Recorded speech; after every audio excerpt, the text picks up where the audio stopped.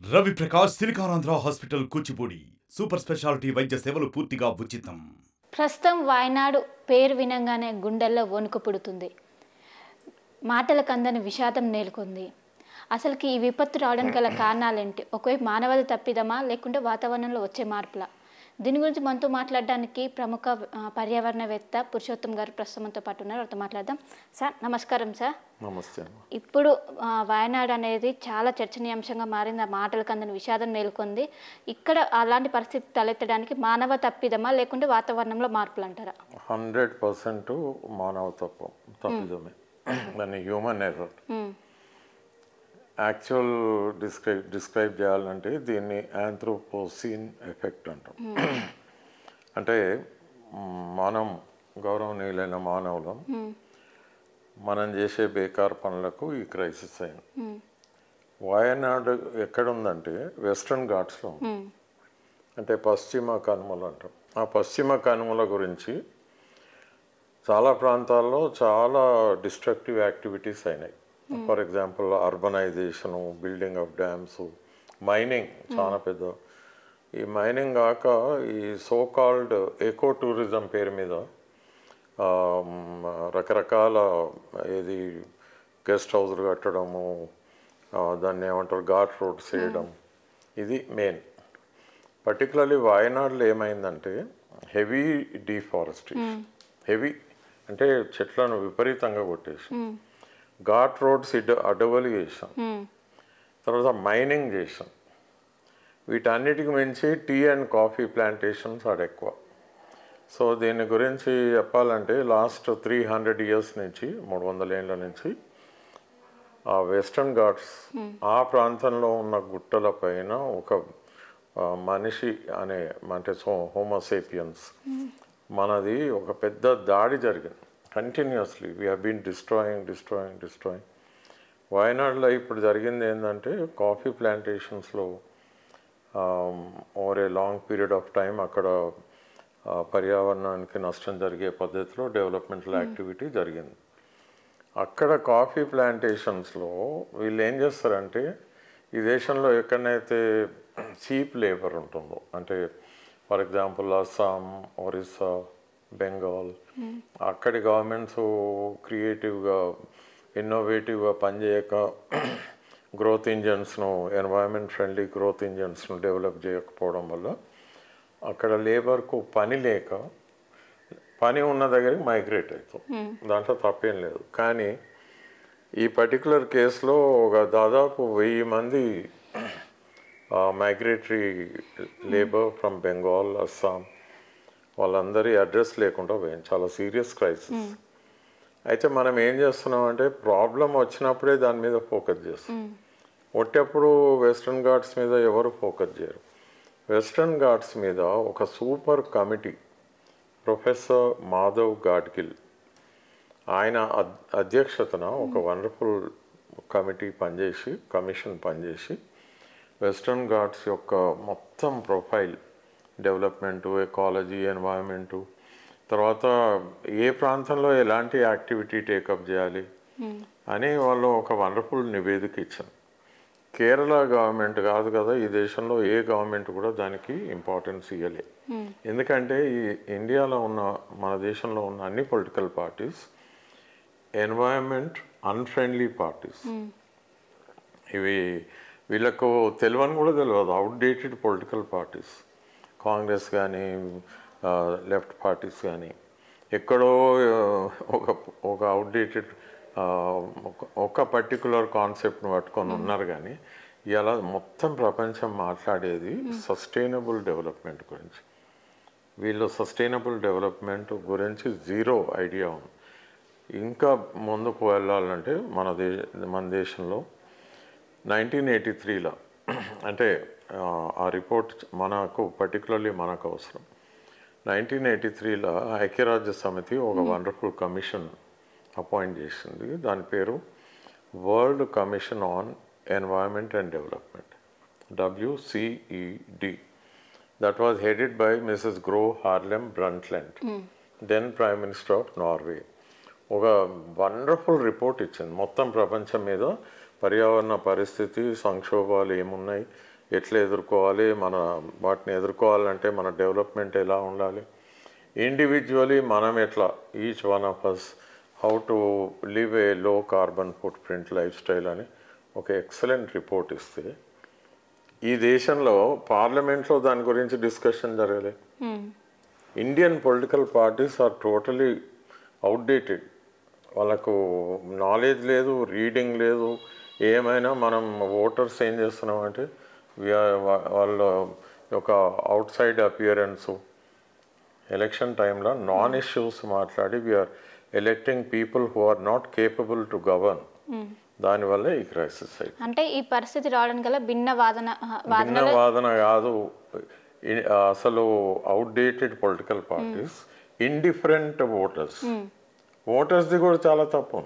పొద్దున్నేసే కులం, మతం, ప్రాంతం, భాష, సోకాల్డ్ ఐడియాలజీ అని మాట్లాడతారు. కానీ వాళ్ళ ఉన్న బెస్ట్ ఐడియాలజీ అంటే it's just a way to tackle our problems and also to ensure that the future generations also would be able to live in a sustainable manner. The main point ఏంటంటే మనం ఇప్పుడు ప్రస్తుత తరం ఎట్లా organise చేయాలి యాక్టివిటీని అంటే that మన అవసరాలు తీర్చే పద్ధతిలో డిజైన్ చేయాలి డెవలప్మెంట్. కానీ మనం ఎప్పుడు మనసులో ఏం గుర్తుపెట్టుకోవాలంటే we are not the last generation to live on this planet Earth. పోనీ మనమే లాస్ట్ జనరేషన్ అంటే మన ఇష్టం. కానీ మళ్ళా తరతరాలు వస్తూనే ఉంటాయి కదా, వాళ్ళు కూడా సుఖంగా సౌఖ్యంగా బతకాలి కదా. సో మనం డెవలప్మెంట్ను డిజైన్ చేసేటప్పుడు it should be with a sense of responsibility. వాయనాడులో జరిగింది ఏంది, ఏవైతే జరగకూడదో అవన్నీ 300 ఏళ్ల నుంచి జరుగుతున్నాయి. అంటే ఒక్క రోజు నైట్లోనే కేవలం 4 గంటల్లోనే కొండ చర్యలు అనేది విరుగుపాటు, అరేబియా సముద్రం వేడెక్కడం కూడా అనే వాదన వినిపిస్తుంది. అదొక్కటే ఫ్యాక్టర్ ఉండదు, మనం చేసే కథలేను. ఆడ అసలు కాఫీ ప్లాంటేషన్ ఎందుకు, టీ ప్లాంటేషన్ ఎందుకు, ఎవరు డిజైన్ చేశారు? కలోనియల్ టైంలో ఇంగ్లీష్ వాళ్ళు దీన్ని ఎక్స్ప్లాయిట్ చేయాలనే ఉద్దేశంతో చేశాను. మళ్ళీ అదే ప్యాటర్న్, అదే మోడల్ ఆఫ్ డెవలప్మెంట్, దానికి తోడు ఎక్కువ టూరిజం. ఆ ఘాట్ రోడ్స్ ఏంది, ఆ మైనింగ్ ఏంది, ఎంత మైనింగ్ జరిగింది తెలుసా? Completely granite mining. తర్వాత ఆర్టిఫిషియల్ గుట్టల పైన కొన్ని లేక్స్ కూడా. మనకు 2019లోనే భారీ వరదలు వచ్చినాయి, కానీ అప్పుడు ఇంతటి విషాదం అయితే నెలకొనలేదు. కానీ ఇప్పుడు వరదలు అనేది మనకు తక్కువనే కనిపించినప్పటికీ ఇంత మేర నష్టం రావడం గల కారణాలు ఏంటి? అట్లా చూడొద్దు. ఎప్పుడైనా మనకు 2019లో ఏదైతే జరిగిందో అది ఫోర్ వార్నింగ్ తీసుకొని ఉంటే ఇంత కథ జరగదు. కానీ మనం చేసే బేకార్ పనులు కంటిన్యూ అవుతున్నాయి. అంటే 2019 తర్వాత వ్యవస్థ ఫెయిల్యూర్ అనుకోవచ్చు. అప్పుడు ఒకటి ఇది కొన్ని 100 ఏళ్ల నుంచి డిస్ట్రక్షన్ జరుగుతుంది. ఇప్పుడు మనకు ఈసారి ఇంత పెద్ద ట్రాజెడీ కదా, డిజాస్టర్. ఇంకా ఇప్పటికి కూడా Kerala government has not learned any lessons. Point ఏంటంటే వాళ్ళు ఏమైనా ఇప్పుడు జరిగిన దానికి రిలీఫ్ అని ఉరుకులాడుతుండ్రు, కానీ మళ్ళా జరగకుండా చూస్తలేరు. వాళ్ళకి ఆ బేసిక్ అప్రోచే తప్పు. వెస్టర్న్ ఘాట్స్, మాధవ్ గాడ్గిల్ రిపోర్టు మీద స్పెషల్ సెషన్ పెట్టమని. ఇలాంటి ప్రకృతి విపత్తులకి పరిష్కారం ఏంటి సార్? పరిష్కారం ఒక్కటి కాదు, it takes a whole lot of things. Development ఎలా ఉండాలి అని చెప్పినా కదా. సస్టైనబుల్ డెవలప్మెంట్ అంటే development which enables us to meet our needs without endangering the prospects of coming generation. రాబోయే తరాలు కూడా సుఖంగా సౌఖ్యంగా ఉండాలంటే we have to organise development with a sense of responsibility. బ్రిటిషర్స్కి ఏం బట్టి ఉంది, వాళ్ళు ఎక్కడ పడితే అక్కడ టీ గార్డెన్స్, కాఫీ ఎందుకంటే ఎక్స్పోర్ట్ చేసి వాళ్ళు they made millions and billions. అదే ప్యాటర్న్ మనం కంటిన్యూ చేస్తున్నాం. అంతేగాని మన దగ్గర క్రియేటివిటీ ఏంది, డెవలప్మెంట్ ఎట్లుండాలి? Kerala government should have understood. వాళ్ళు they should have appointed a committee to look into the Madhav Gadgil recommendations. అసలు ఇప్పటివరకు కేరళ అసెంబ్లీలో వెస్టర్న్ ఘాట్స్ మీద చర్చనే జరగలేదు. 47% of Kerala falls under Western Ghats. మరి వాళ్ళకి సీరియస్నెస్ లేదు. బేసికలీ ఇవి పీపుల్ ఫ్రెండ్లీ పొలిటికల్ పార్టీస్ కావు. అండ్ ఇంతకుముందు రాహుల్ గాంధీ వాజ్ ఎంపీ అక్కడి నుంచి. ఆయనకి ఇప్పటి వరకు అక్కడ ఎన్వైరన్మెంటల్ ఇష్యూస్ మీద అవగాహనే లేదు. What has he done? Kerala ప్రజలు ఆయనకు ఓటేసాడు. వేస్తే ఈయన ఏం చేసాడు? Total failure on his part. So question ఏంటంటే Indian political parties are blissfully ignorant of environmental issues. అంతెందుకు ఇప్పుడు ఇది 48th ఇయర్, 40 ఏళ్ళు అయింది భోపాల్ గ్యాస్ డిజాస్టర్ జరిగి. 40th ఇయర్ 1984లో భోపాల్ డిజాస్టర్ అయింది. ఇప్పుడు 2024, exactly 40 years. Has India learned any lessons? Nothing. మళ్ళీ ఎక్కడనో గ్యాస్ లీక్ అయిన రోజు గిట్నే టీవీ వాళ్ళు అందరు పోయి ఒకటి ప్రోగ్రామ్ చేస్తారు తప్ప. అంటే ఇలాంటివి అంటే ప్రభుత్వం నుంచి ఇనిషియేట్ ఉంటేనే కదా. ప్రభుత్వాలకు బుద్ధి చెప్పనికే ప్రజలు కదలాలి కదా. మళ్ళీ అవే బేకార్ పొలిటికల్ పార్టీస్ ఓటేస్తూ ఉంటారు కదా. సి ద క్వశ్చన్ ఈజ్ మనం ఇంపార్టెంట్, వి ద పీపుల్. కాన్స్టిట్యూషన్లో ఫస్ట్ 3 letters ఏంది? It is we the people. మనం ఓటేస్తేనే వాడు చీఫ్ మినిస్టర్ అవుతాడు, ప్రైమ్ మినిస్టర్ అవుతాడు, ఆర్ ఎంపీ అవుతాడు, ఎమ్మెల్యే అవుతాడు. వాళ్ళు public servants, we are the public. మనం చేసేది ఏంది? పొద్దున్న లేస్తే కులం, మతం, ప్రాంతం అనుకుంటా, ఏదో సిద్ధాంతాలు, ఏదో రిలీజన్ అనుకుంటా. We are wasting our time. India particularly మన దేశం గురించి ఏంటంటే it is the world's maximum population ఉన్న దేశం, రైట్? Highest population. ల్యాండ్ ఏమో లిమిటెడ్, జనాభా పెరుగుతుంది. Per capital availability of land and resources అది రాను ఇంకా కాంపిటేటివ్ అవుతుంది. So people are flocking to the hills. ఇక్కడనే కాదు, ఈవెన్ మన తెలుగు రాష్ట్రాలు అంటే ఈస్టర్న్ సైడ్ అంటాం, ఒరిస్సా నుంచి ఆంధ్రప్రదేశ్, తెలంగాణ, తమిళనాడు, కర్ణాటక, ఈస్టర్న్ ఘాట్స్ అని ఉన్నాయి. ఇక్కడ కూడా మ్యాసివ్ డిస్ట్రక్షన్ జరుగుతుంది. మా రిపోర్ట్ ఉంది ఈస్టర్న్ ఘాట్స్ మీద, సూపర్ రిపోర్ట్. మొత్తం ప్రపంచ పత్రికలన్నీ హేల్ చేసినాయి. ఇటు తెలంగాణ అసెంబ్లీలో చర్చకు రాలేదు, అటు ఏపీ అసెంబ్లీలో రాలేదు. Orissa no state government has ever bothered to think about it. So what is the solution? So government of India ఏం చేయాలంటే, this is very important. Western ఘాట్స్లో ఉన్న స్టేట్స్ అన్నిటినీ, అంటే గుజరాత్ కానించి కొంచెం గుజరాత్, దెన్ మహారాష్ట్ర, గోవా, కర్ణాటక కొంచెం, అండ్ కేరళ, ఈ మొత్తం ఈ 5 రాష్ట్రాలను కలుపుకొని ప్లస్ సెంట్రల్ గవర్నమెంట్ వాళ్ళు ఏం చేయాలంటే ఒక inter state council to protect to plan developmental activity keeping the limits of that particular ecosystem in mind. మన మెయిన్ పాయింట్ ఏంటంటే అవర్ ఎకోసిస్టమ్ ఉంది కదా, దానికి కూడా లిమిట్స్ ఉంటాయి. అంటే ఇప్పుడు వయనాడ్ భూమి స్వరూపం ఎలా ఉంటుంది? భూమి స్వభావం అది గుట్టలు, వెస్టర్న్ ఘాట్స్ అంటాం. ఆ గుట్టలలో వీళ్ళు ఇష్టం వచ్చినట్టు ghat roads, eco tourism, coffee plantations, tea gardens, plus mining. First of all Western Ghats యొక్క మాధవ్ గాడ్గిల్ రిపోర్ట్ చదివి సీరియస్గా ఇంప్లిమెంట్ చేసిన ఉంటే ఇంత కథ కాకపో. మాధవ్ గాడ్గిల్ ఏం చేసిందంటే ఆ మొత్తం పశ్చిమ కనుమలను స్టడీ చేసి ఒక వండర్ఫుల్ 3 కేటగిరీస్లో డివైడ్ చేశాను. ఈ వాయనాడ్ అనే reason, this is the most echo sensitive reason. మరి ఆయన 10 ఏళ్ళ కిందనే చెప్పిండు కదా, 15 ఏళ్ళ కింద. మరి 15 ఏళ్ళలో వీళ్ళు చేసిన కథ ఏంది? So basically these people have no idea of what development is. ఎంతసేపు వాళ్ళ అహంకారాలు తప్ప అదేంది లేదు. So Indian political parties, Indian leaders, they are not people friendly. వాళ్ళకు ఏమైనా వాళ్ళ మనుగడ గడుపుకొని బయటపడినాక తప్ప ఏంది లేదు. So the problem will be very serious as we go into the future. హిమాలయాస్లో కూడా అదే ప్రాబ్లం. మన చార్ధామ్ కానీ, సిక్కిం అనేక ప్రాంతాల్లో ఆ గుట్టలు అక్కడ కూడా ల్యాండ్ స్లైడ్స్ అక్కడ కూడా, ఎందుకంటే పాపులేషన్ ఎక్కువై వీళ్ళు హిమాలయాస్ గుట్టల పైకి పోతుంది. మీరు విజయవాడ తీసుకోండి, విజయవాడలో ఆ గుట్ట పైకి ఇండ్లు కట్టుకుంటూ పోతుంది. Visakhapatnam you see the same thing. అది ఎన్నడో రోజు మళ్ళా ల్యాండ్ స్లైడ్ అవుతుంది. అయినప్పుడు కొందరు చనిపోతారు, మళ్ళీ మీడియా వాళ్ళు ఒక రోజు కొరకు న్యూస్ చేస్తారు. అంటే గతంలో శాస్త్రవేత్తలు కూడా హెచ్చరించారు, చాలా హెచ్చరించడం కాదు, ఒక నివేదిక ఉంది వెస్టర్న్ ఘాట్స్ మీద, వాళ్ళ రిపోర్ట్ చాలా బాగుంటుంది. ఈస్టర్న్ ఘాట్స్ మీద మేం చేసిన రిపోర్ట్ మాది నెంబర్ 1.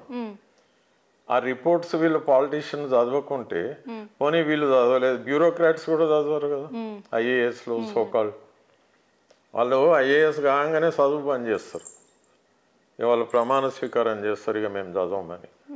అరే ఏ రిపోర్ట్ చదివినని, వరల్డ్ కమిషన్ రిపోర్ట్ చదవలే, మా రిపోర్ట్ చదవలే, మన మాధవ్ గారు ముందస్తు చర్యలు తీసుకుంటే ఇంతటి విపత్తు జరగకపోయేదా? ముందస్తు చర్యలు ఒక్కరోజు ఒక్క ప్రాంతం గురించి కాదు, ఆ రిపోర్ట్స్ చదివితే నీకు ఒక కాంప్రిహెన్సివ్ పిక్చర్ వస్తుంది, డెవలప్మెంట్ ఎలా డిజైన్ చేయాలి. సో ఆడ ఒక పాయింట్ ఏంటంటే, there is one book limits to growth అని.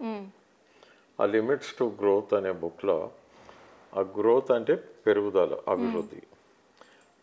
అభివృద్ధికి 2 లిమిట్స్ ఉంటాయి. ఒకటి limits of natural resources, second is the increasing cost of pollution. ఇది 1972 పబ్లికేషన్. మరి అప్పటి నుంచి ఇప్పటి వరకు ఏ ఐఏఎస్ చదివిండో చెప్పమనండి, చెప్పి ఓకే చదివి ఏం చేసిండ్రు? ఇండియాలో ఒక్క చీఫ్ మినిస్టర్ నా బుక్స్ చదివినరా? And they are presiding over the fortunes of the people. So education లేదు, చదువు రాని వాళ్ళందరూ ముఖ్యమంత్రులు అయితే ఏమవుతుంది?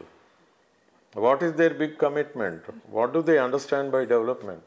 అంటే విపత్తు జరిగి ఇప్పటికి 2 రోజులు అవుతుంది, ఇప్పటికీ పూర్తి స్థాయిలో కూడా బయటికి రాలేదు. ఎంతమంది చనిపోయారో కూడా ఇప్పటికీ సరైన లెక్కలు లేవు. ఎప్పటికి బయటకు వచ్చే అవకాశం ఉంది? అది ఇష్యూ కాదు. ఇష్యూ ఇప్పుడు జరిగిన దాని మీద మనం మళ్ళీ రేపు ఇంకోటి జరుగుతుంది. Where did the path go wrong? Why the crisis? What needs to be done అనేది ఇంపార్టెంట్. చాలా తప్పులు జరుగుతున్నాయి ఇంకా. పొద్దున్న లేస్తే డెవలప్మెంట్ పేరు మీద మనం గుట్టల పైన అటాక్ చేస్తున్నాం. సింపుల్, మన దగ్గర తెలంగాణలో నల్లమల్లాలో యురేనియం మైనింగ్ అని టీఆర్ఎస్ గవర్నమెంట్ ప్లాన్ చేసి మేము దాన్ని ఆపినాం. స్థానిక ప్రజలు మమ్మల్ని ఇన్వైట్ చేస్తే మేము పోయి చెప్పినాం, ఆ ప్రజలు ఆపినాం. ఎవరన్నా నల్లమలలో యురేనియం మైనింగ్ చేస్తారా? యురేనియం ఎంత డేంజరస్ కమాడిటీ, అది చేస్తామంటే ఎట్లా? What is development? నల్లమల గుట్టలు ఇంపార్టెంటా, మనకు uranium mining important? Nagarjuna Sagar దగ్గర న్యూక్లియర్ రియాక్టర్ పెడతామంటే అది ఆపినాం. సో క్వశ్చన్ ఏంటంటే, వీఆర్ కరెక్టింగ్ సర్టన్ థింగ్స్, కానీ ప్రజలందరూ కూడా పర్యావరణ పరిరక్షణ ప్రజల బాధ్యత కూడా కదా. ఆర్టికల్ 51A ప్రకారం, ఆర్టికల్ 51A ప్రకారంగా ప్రజల బాధ్యత కూడా కదా. మరి ప్రజలు కూడా క్వశ్చన్ చేయాలి. ఎన్వైరన్మెంటల్ ఇష్యూస్, ఎన్వైరన్మెంట్ ఫ్రెండ్లీ పార్టీస్ని ఎన్నుకోవాలి, ఎన్వైరన్మెంట్ ఫ్రెండ్లీ పీపుల్ని ఎన్నుకోవాలి.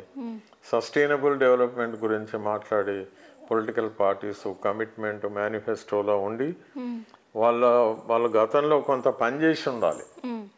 అలాంటి వాళ్ళని ఎన్నుకుంటే బెటర్. అట్లీస్ట్ ఏంటంటే మనం కనీసం ఒక 50 years పడుతుంది. ఇప్పుడు మనం చాలా రాంగ్ ట్రాక్లో పోయినాం. మళ్ళీ వాపస్ వచ్చి డెవలప్మెంట్ను మీనింగ్ఫుల్గా డిజైన్ చేయడానికి మినిమం 50 years పడుతుంది ప్రతి ఫీల్డ్లో. అంటే ఇప్పుడు కేంద్ర ప్రభుత్వం కూడా ఒకవైపు స్పందిస్తుంది, ఇంకోవైపు రాష్ట్ర ప్రభుత్వం. కానీ 2019లో వచ్చిన దాన్ని లైట్గా తీసుకొని మీరు ఎప్పుడు కూడా ఇప్పుడు జరిగిన ఇన్సిడెంట్ ఓన్లీ మేల్కొల్పు, ఎందుకు జరిగింది అనేది. అంటే మనం 2019లో కూడా మేల్కొల్పే, కానీ మేల్కొల్పు అని మనం మేల్కోలే కదా. ఇప్పుడు అంత సింపుల్గా 1984లో భోపాల్లో అంత పెద్ద ట్రాజడీ అయింది. ఒక్క రాత్రి 4,000 మంది చనిపోయారు తెలుసా మీకు? 1984 December 2nd night 4,000 people. That is the world's worst industrial accident. It happened in Bhopal. మరి మనం ఏమైనా గుణపాఠం నేర్చుకున్నాం అంటే ఏం లేదు కదా. మళ్ళీ అవే బేకార్ తప్పులు చేసుకుంటూ పోతున్నాం. We are only moving from crisis to a bigger crisis and some day will be face to face with ఒక కెటాస్ట్రఫీ. ఆ దిశలో మీరు మీడియా ఈజ్ హైలైటింగ్, ఇప్పటి ఇష్యూను హైలైట్ చేస్తుంది, సంతోషమే. కానీ ఫోకస్ ఎప్పుడు కూడా ఎందుకు ఇట్లా అయింది అనేదే ఆలోచన చేయాలి. అది ఇప్పుడు నేను చెప్పిన కదా, మాధవ్ గాడ్గిల్ రిపోర్ట్ను కేరళ గవర్నమెంట్ ఎందుకు స్టడీ చేయలేదు, ఎందుకు ఇంప్లిమెంట్ చేయలేదు. వాళ్ళకి నిజంగా ప్రజల పట్ల ప్రేమ ఉంటే 47% of Kerala is covered by western Ghats అంటే వెస్టర్న్ ఘాట్స్ మీద ఉన్న ఒకే ఒక మేజర్ రిపోర్ట్ను మరి Kerala government so called progressive parties ఎందుకు పట్టించుకోలేదు? That is a very big issue. Same thing is happening in Eastern Ghats. ఇక్కడ కూడా ఒరిస్సా గవర్నమెంట్ మాట్లాడదు, ఏపీ, తమిళనాడు అండ్ తెలంగాణ, మనకు నల్లమల్ల రేంజ్ ఉంది, and Karnataka. Indian political parties are totally indifferent to the suffering of the people. Simple. So మొత్తం మీద ప్రకృతి విపత్తు వల్ల అందాల వాయనాడు కాస్త అల్లోకొల్లంగా మారింది. దీని నుంచి బయటికి రావడానికి మనకు కొన్ని సంవత్సరాలు పడుతుంది, కానీ దీన్ని ఎవరు కూడా పూర్తి చేయలేరు. ఒకవైపు ఏదైతే విపత్తు వచ్చిందో అప్పుడే దాని గురించి మాట్లాడుతున్నాం, మిగతా రోజుల్లో కూడా దాని గురించి మాట్లాడుకోము. అసలు దీన్ని జరగడానికి గల కారణాలు ఏంటి, దాని పరిష్కార దిశగా ఎవరు కూడా ఏ గవర్నమెంట్ కూడా అడుగు వేయదు. ఏదైతే విపత్తు జరిగినప్పుడు మాత్రమే దాని గురించి కొన్ని రోజులు మాట్లాడుకొని దాన్ని వదిలేస్తుంది. దాని మూలంగా మనం ఇప్పుడు ఈ విధంగా ఇలాంటి ప్రకృతి విపత్తులను ఎదుర్కొంటున్నాం. ఏదైతే వెస్టర్న్ ఘాట్స్ ఉన్నాయో దాన్ని తేలికగా వదిలేసి వాటిని పట్టించకపోవడం వల్ల ప్రస్తుతం మనం ఇలాంటి పరిస్థితిని ఎదుర్కొంటున్నామని ఒక పర్యావరణ శాస్త్రవేత్తలు మనతో చెప్తున్నారు. కెమెరా పర్సన్ జాఫర్తో కలిసి శిల్ప, RTV హైదరాబాద్. మరిన్ని వీడియోస్ కోసం ఛానల్ ని సబ్స్క్రైబ్ చేయండి, లేటెస్ట్ అప్డేట్స్ కోసం వాట్సాప్ ఛానల్ ని ఫాలో చేయండి, అండ్ లింక్ డిస్క్రిప్షన్ లో ఉంది.